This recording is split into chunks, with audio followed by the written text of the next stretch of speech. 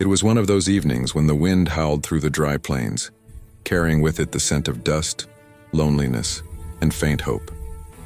The sun was sinking behind the hills of the old western town, painting the sky in shades of burnt orange and sorrowful red. The small wooden cabin at the edge of the valley looked weary, its roof patched with metal sheets, its walls scarred by time and hardship. Inside, a woman sat alone at the table, her trembling hands clutching a small piece of bread, the last from the home she once shared with her late husband. Her name was never spoken much anymore. Folks just called her the widow. Life had taken everything from her, her man, her farm, her pride. Now all she had left was a memory that hurt more with each passing day. Tears rolled down her cheeks as she broke the bread in half, whispering a prayer she wasn't even sure God still heard. Out on the dusty road, a wagon creaked to a halt. A tall man stepped down, his boots heavy with the dirt of miles traveled. He was a rancher, strong but worn, with eyes that carried both kindness and the weight of unspoken loss. Two children, one boy, one girl, peeked from the wagon, their eyes wide and full of questions. The rancher had been searching for someone to help tend the house after his wife passed during the last winter's storm. Since then, the children had grown quieter and their home emptier. He had heard of the widow from the townsfolk, how she was kind, humble, and alone. As he approached her porch, his heart beat heavy with the uncertainty of what he was about to ask. The widow opened the door, her eyes red and swollen from crying. She froze when she saw the rancher and his children. For a moment, silence filled the space between them, an awkward, aching stillness that neither knew how to break. "Ma'am," the rancher finally said, removing his hat. "Name's Daniel. I heard you might be needing a little work. And truth is, I could use a hand around the house. My kids could use someone gentle. Someone like you." His voice trembled slightly, betraying the emotion he tried to hide. The widow hesitated, her eyes flickering toward the small bundle of bread on the table. "I don't know if I can be of much help," she said softly. "Ain't much left in me, mister." But the kindness in Daniel's eyes held her there, like a fragile thread connecting two broken souls. The next morning, the widow arrived at the ranch with her small satchel, a few clothes, a faded photo, and a heart full of doubt. The children ran to greet her, their laughter echoing across the empty yard. The little girl tugged at her skirt and asked shyly, "Are you going to stay with us, miss?" The widow knelt down, forcing a smile. "For a little while, sweetheart. We'll see how it goes." Days turned into weeks, and slowly something began to change. The house started to feel alive again. The smell of baked bread filled the air. Flowers bloomed by the windowsill, and the laughter of children rang like music Daniel hadn't heard in months.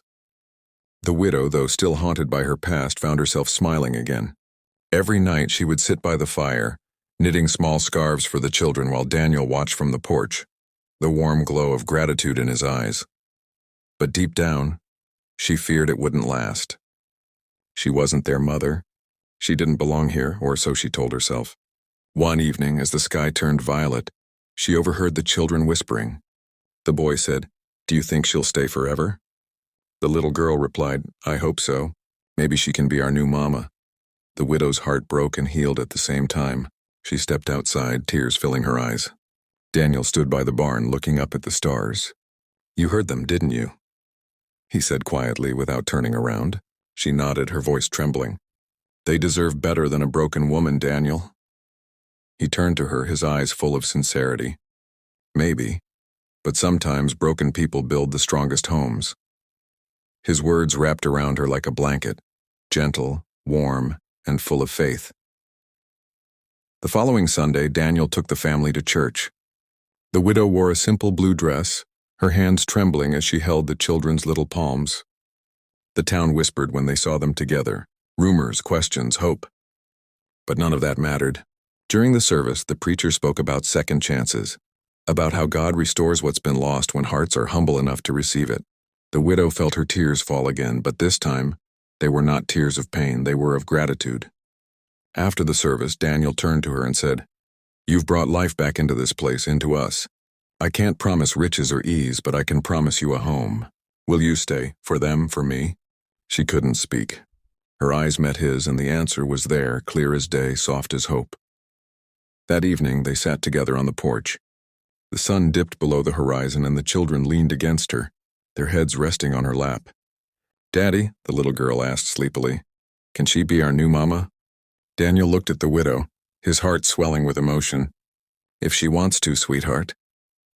The widow smiled through her tears, whispering, "I'd be honored." The rancher reached for her hand, rough and strong against her soft and trembling fingers.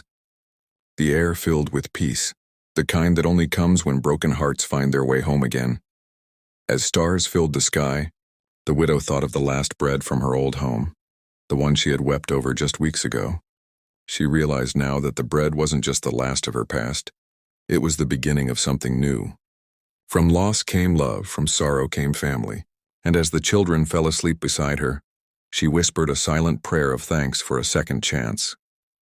If you believe in the power of love, hope, and healing, if you believe that even after life takes everything, God can still rebuild something beautiful, then never give up. Like the widow, your story isn't over yet. Sometimes miracles don't come in thunder or lightning, they come quietly, in laughter, in kindness, and in the arms of those who choose to stay. The morning sun rose over the ranch, painting gold across the fields. The widow, now gently called Miss Annie by the children, had slowly become the heart of the home. Each dawn she baked bread, humming softly as the children giggled around her. Daniel watched quietly, leaning against the doorframe, wondering when his silent grief had turned into gratitude. He had built this ranch with his late wife, but now it was Annie who filled it with life again. One chilly evening, clouds gathered heavy and dark. Rain began to fall in wild sheets and thunder roared across the valley. Annie rushed to pull the animals into shelter, while Daniel fought to close the barn doors. The children huddled inside, frightened. When he returned drenched, he found Annie kneeling by them, whispering stories of courage through the storm. Daniel stood in the doorway, breath caught in his chest. There was something in her voice, steady, tender, healing. When their eyes met, he smiled faintly. "You calm storms better than I ever could." She looked down and whispered, "We all need someone to hold us steady, Daniel." After that night, their bond deepened quietly. The ranch began to thrive again. Flowers bloomed, laughter returned, and peace filled the air. But whispers from town reached Annie's ears. She replaced his wife too soon, they said. One afternoon, Daniel found her sitting by the fence, eyes lowered. "Maybe I should leave," she murmured.